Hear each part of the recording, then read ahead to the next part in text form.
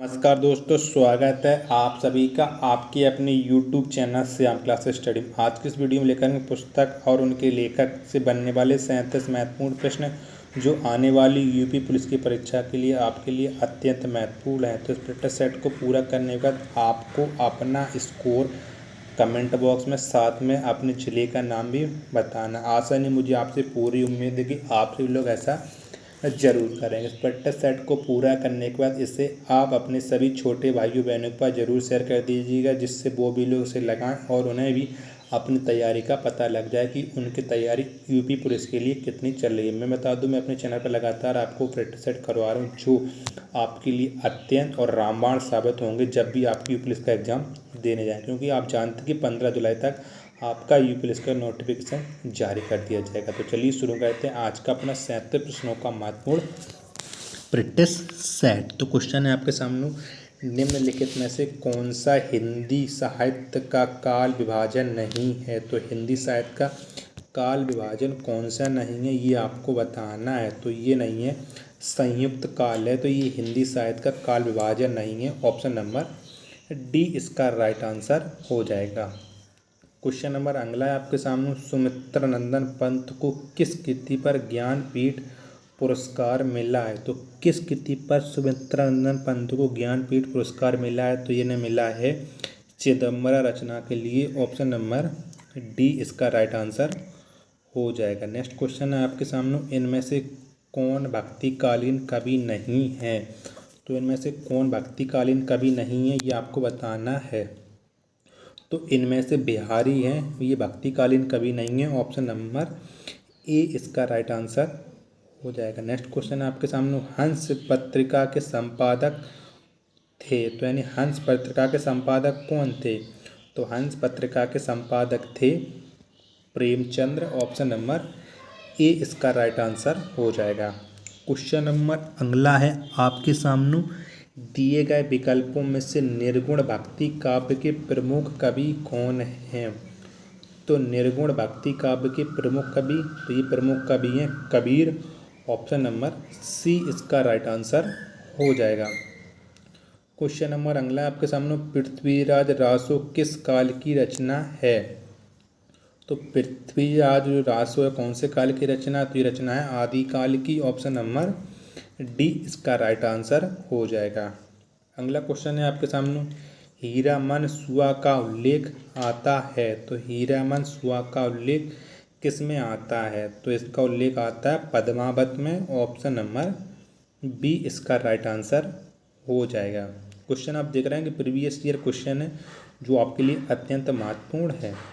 Next question है आपके सामने, हिंदी साहित्य के लिए प्रथम व्यास सम्मान किन्हें प्राप्त हुआ है। तो हिंदी साहित्य के लिए प्रथम व्यास सम्मान, ये व्यास सम्मान मिला है रामविलास शर्मा को। ऑप्शन नंबर डी इसका राइट आंसर हो जाएगा। क्वेश्चन नंबर अगला है आपके सामने, कीर्तिलता किस भाषा की रचना है। तो कीर्तिलता किस भाषा की रचना है। तो ये रचना है आपकी अपभ्रंश भाषा की। ऑप्शन नंबर सी इसका राइट आंसर हो जाएगा।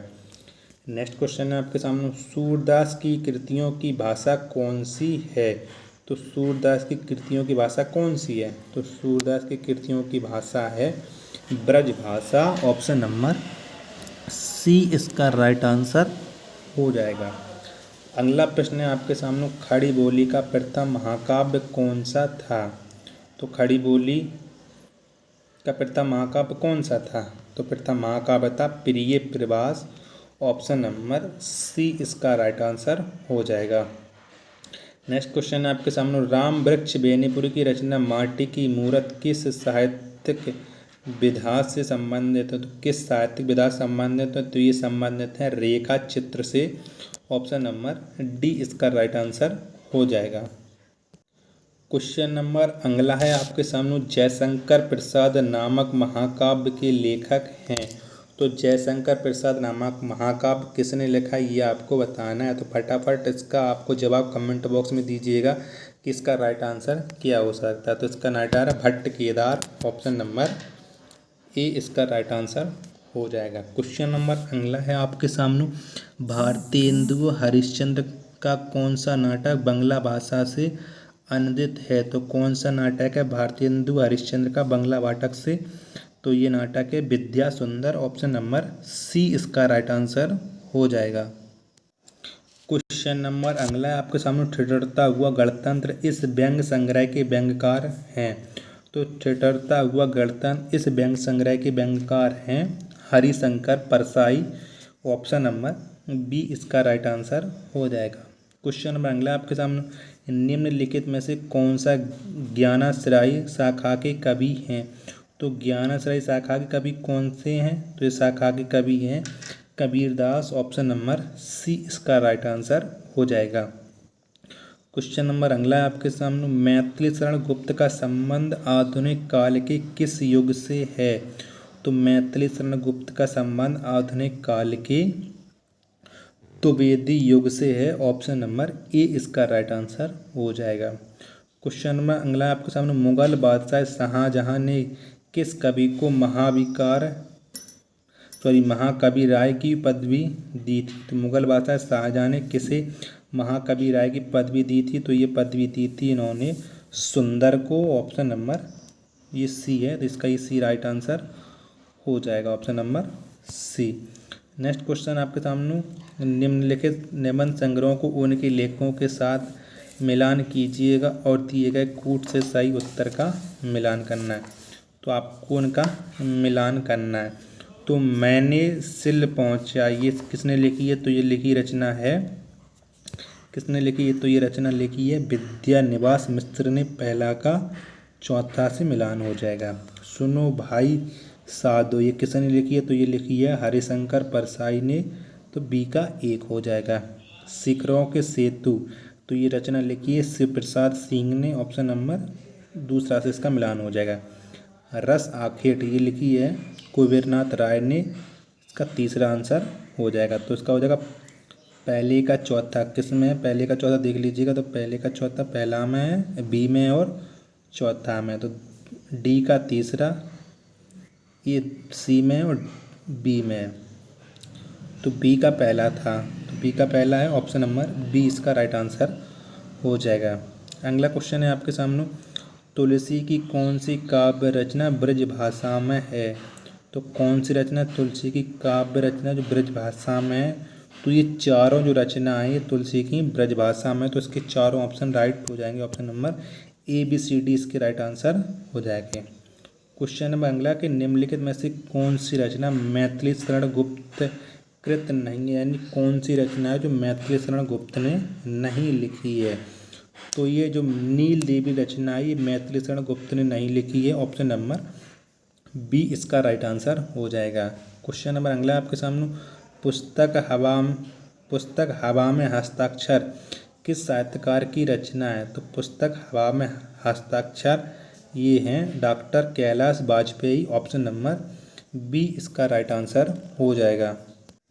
अगला प्रश्न है आपके सामने, जयशंकर प्रसाद की कौन सी काव्य अतुकांत शैली में लिखी गई है? तो जयशंकर प्रसाद की कौन सी काव्य अतुकांत शैली में लिखी गई है? तो ये लिखी गई है प्रेम पथिक। ऑप्शन नंबर बी इसका राइट आंसर हो जाएगा। क्वेश्चन नंबर अगला आपके सामने, केंद्रीय हिंदी निदेशालय की पत्रिका का नाम क्या है? तो केंद्रीय हिंदी निदेशालय की पत्रिका का नाम है भाषा। ऑप्शन नंबर डी इसका राइट आंसर हो जाएगा। नेक्स्ट क्वेश्चन आपके सामने, मैंने आहुति बनकर देखा यह प्रेम यज्ञ की ज्वाला है, यह उक्ति किस रचनाकार की है? तो मैंने आहुति बनकर देखा यह प्रेम यज्ञ की ज्वाला है, यह रचना है आज्ञे जी की। ऑप्शन नंबर डी इसका राइट आंसर हो जाएगा। अगला क्वेश्चन है आपके सामने, बात बोलेगी की रचनाकार कौन है? बात बोलेगी, तो इसके रचनाकार हैं शमशेर बहादुर सिंह। ऑप्शन नंबर ए इसका राइट आंसर हो जाएगा। क्वेश्चन नंबर अगला आपके सामने, खुदा बख्श पुस्तकालय कहाँ स्थित है? तो खुदा बख्श पुस्तकालय कहाँ पर है? तो ये पुस्तकालय है पटना में। ऑप्शन नंबर सी इसका राइट आंसर हो जाएगा। क्वेश्चन नंबर अगला है आपके सामने, इनमें से कवियों में राजकुमार के रूप में जाना जाता है? तो इनमें से किसे कवियों में राजकुमार के रूप में जाना जाता है? तो ये जाना जाता है आमिर खुसरो को। ऑप्शन नंबर सी इसका राइट आंसर हो जाएगा। साधारणीकरण की व्याख्या में मधुमती की भूमिका की परिकल्पना किस विद्वान की है? तो किस विद्वान की रचना है साधारणीकरण की व्याख्या में मधुमती की भूमिका? तो ये है श्याम सुंदर दास की। ऑप्शन नंबर बी इसका राइट आंसर हो जाएगा। क्वेश्चन अगला आपका सामने, मैं नीर भरी दुख की बदली, यह काव्य पंक्ति किनकी है? तो यह काव्य पंक्ति किनकी है? तो यह काव्य पंक्ति है महादेवी वर्मा की। ऑप्शन नंबर सी इसका राइट आंसर हो जाएगा। अगला क्वेश्चन है आपके सामने, मीराबाई के पद राजस्थानी भाषा की किस बोली में लिखे गए हैं? तो मीराबाई के पद राजस्थानी भाषा किस बोली में लिखे गए हैं? तो ये लिखे गए हैं आपके मारवाड़ी में। ऑप्शन नंबर डी इसका राइट आंसर हो जाएगी। रामचंद्र शुक्ल ने हिंदी साहित्य का पिता महाकाव्य इनमें से किसे माना है? तो रामचंद्र शुक्ल ने हिंदी साहित्य का पिता महाकाव्य माना है पृथ्वीराज रासो को। ऑप्शन नंबर बी इसका राइट आंसर हो जाएगा। क्वेश्चन नंबर अगला आपके सामने, मुल्ला दाऊद के तिल्लोर कहा की भाषा इनमें से कौन सी है? तो कौन सी भाषा है इसमें? मुल्ला दाऊद मुल्लोहर कहा की, तो इनकी भाषा है अवधी। ऑप्शन नंबर बी इसका राइट आंसर हो जाएगा। अगला प्रश्न है आपके सामने, रश्मिरथी इनमें से किसके जीवन पर केंद्रित है? तो रश्मिरथी जो रचना है यह किनके जीवन पर केंद्रित है? तो यह कर्ण के जीवन पर केंद्रित है। ऑप्शन नंबर सी इसका राइट आंसर हो जाएगा। इनमें से 84 सिद्धांतों में प्रथम सिद्ध कौन है? तो इनमें से 84 सिद्धों में प्रथम सिद्ध, तो ये प्रथम सिद्ध है सरहपा। ऑप्शन नंबर सी इसका राइट आंसर हो जाएगा। क्वेश्चन नंबर अगला है, वैदेही वनवास किसकी रचना है? तो वैदेही वनवास ये किसकी रचना है? तो ये रचना है अयोध्या सिंह उपाध्याय हरिऔध की। ऑप्शन नंबर ए इसका राइट आंसर हो जाएगा। नेक्स्ट क्वेश्चन है आपके सामने, तुलसीदास किसकी कविता है? तो तुलसीदास किसकी कविता है?